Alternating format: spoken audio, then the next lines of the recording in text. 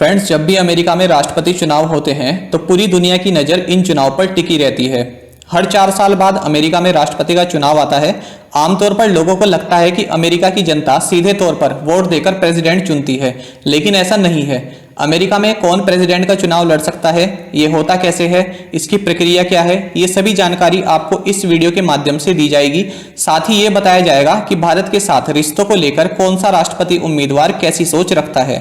Friends, America में राष्ट्रपति का चुनाव हमेशा नवंबर के पहले सोमवार के बाद आने वाले मंगलवार को होता है और इस बार ये तारीख 3 नवंबर रही।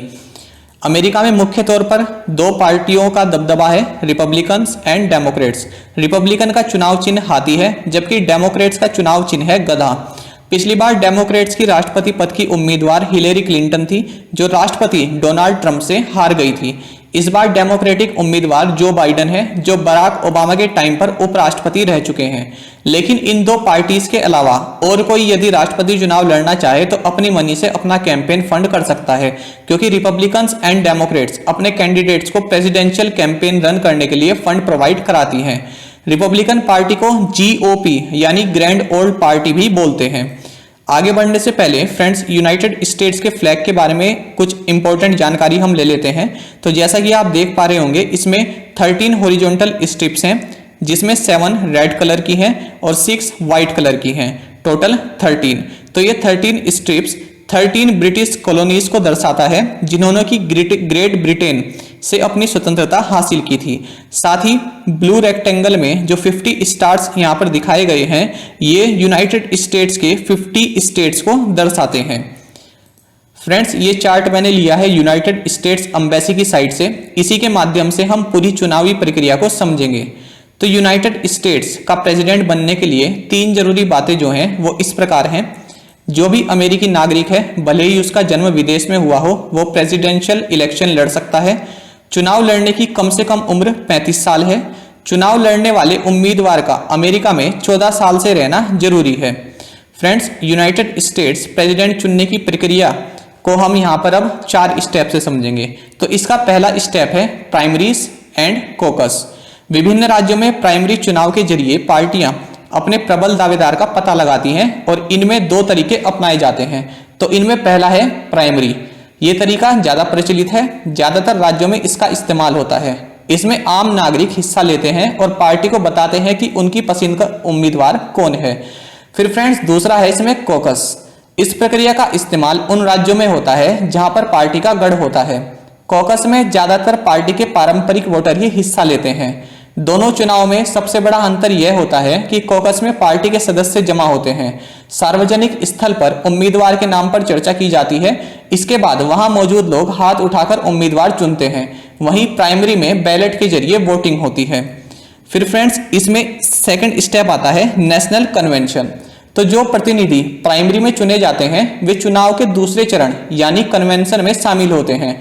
कन्वेंशन में ये प्रतिनिधि पार्टी के राष्ट्रपति पद के उम्मीदवार का चुनाव करते हैं। इसी दौर में नामांकन की प्रक्रिया होती है।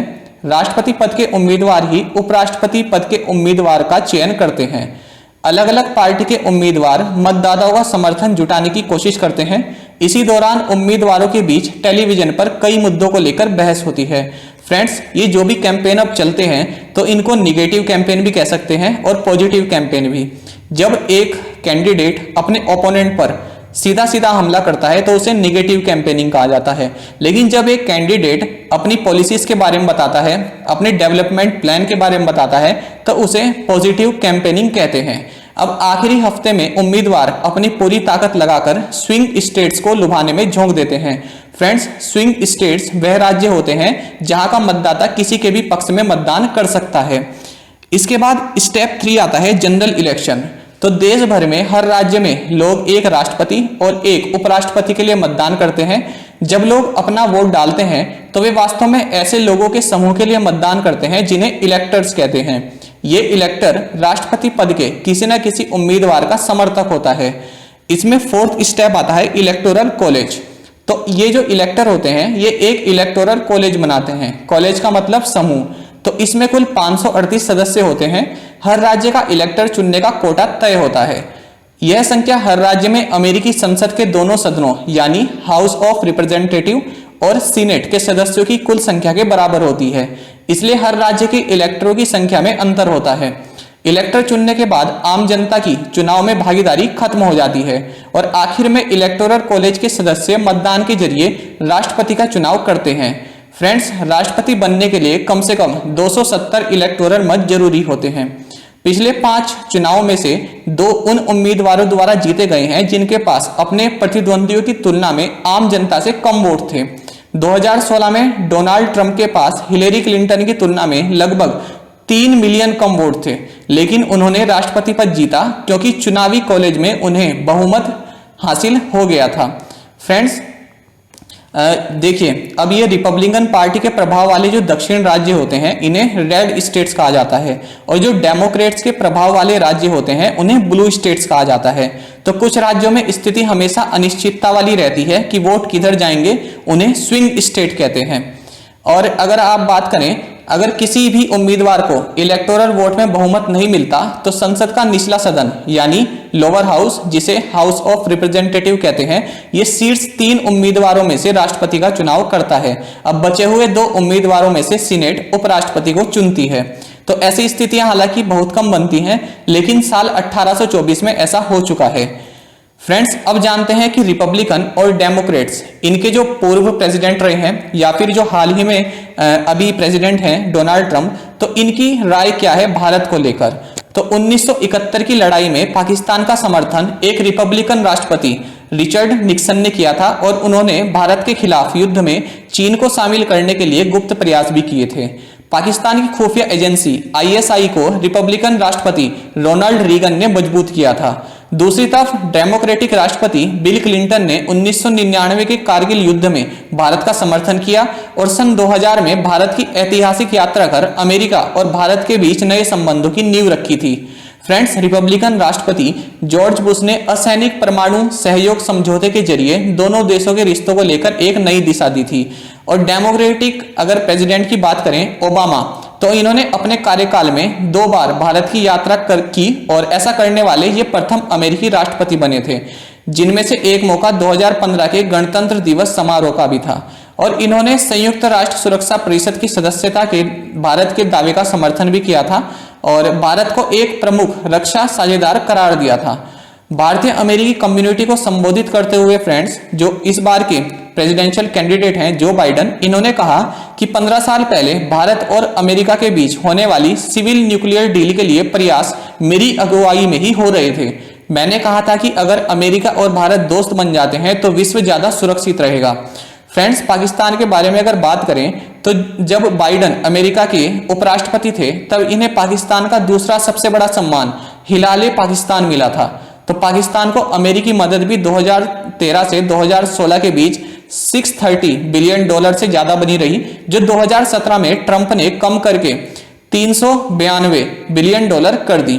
तो बाइडेन के कैंपेन की वेबसाइट पर एक पॉलिसी पेपर में CAA और NRC की ये कहते हुए आलोचना की गई है कि ये भारत की सेक्युलर और विभिन्न धर्मों वाले लोकतंत्र की विश्वसनीयता के साथ समझौता करते हैं। ये आलोचना केवल CAA तक सीमित नहीं है बल्कि कश्मीर को लेकर भी थी। और फ्रेंड्स, ट्रंप ने जिस तरह से भारत का साथ देते हुए पाकिस्तान और चीन पर लगाम लगाने का काम किया है, इसका असर भारत और अमेरिका के संबंधों पर पड़ा है। यही वजह है कि दोनों देशों के बीच कुछ दिक्कतें होने के बाद भी दोनों लगातार आगे बढ़े हैं। चीन को लेकर उनकी आक्रामकता भारत के लिए काफी फायदेमंद साबित हुई है और लेकिन कई मौकों पर प्रधानमंत्री मोदी की तारीफ करने के बावजूद ट्रंप ने भारत की प्राथमिकताओं के विरुद्ध भी काम किए हैं। कई बार आप देखते हैं कि भारत में आकर ट्रंप ने कुछ अलग बयान दिए हैं लेकिन वापस लौटते ही बयान से अपने पलट गए हैं। तो इस तरह की बयान से पलटबाजी ये करते रहते हैं, जिनमें कि H1B वीजा, GSP और कश्मीर विवाद में मध्यस्थता के प्रस्ताव भी शामिल हैं। फ्रेंड्स, आपको इस बारे में क्या लगता है कि इन दोनों में से US प्रेसिडेंट कौन बनना चाहिए जिसका फायदा भारत उठा सकता है? तो आप इस बारे में अपनी राय हमें कमेंट बॉक्स में जरूर प्रोवाइड करें। आप अपनी क्रेविटी को कमेंट बॉक्स में बताएं और अंदाजा लगाएं कि भारत के लिए इन दोनों में से कौन राष्ट्रपति ज्यादा हेल्पफुल रहेगा। और फ्रेंड्स, साथ में आप सभी करंट अफेयर्स फंडा को टेलीग्राम पर भी ज्वाइन कर सकते हैं। यहाँ पर रेगुलर वीडियो अपडेट्स और करंट क्विजेस हम आप सभी के लिए डालते हैं। साथ ही डिस्कशन ग्रुप में आप किसी भी क्वेश्चन का सॉल्यूशन पा सकते हैं। फ्रेंड्स, आपको पता ही होगा हमारी डेली करंट अफेयर्स वीडियो आती है, तो यहाँ पर उसकी प्लेलिस्ट दी गई है और इसको जरूर देखें। अपने दोस्तों के साथ व्हाट्सएप एंड टेलीग्राम पर शेयर करें, लाइक करें और फ्रेंड्स कमेंट करके ये जरूर बताएं कि यह वीडियो आपको कैसी लगी। Thank you guys.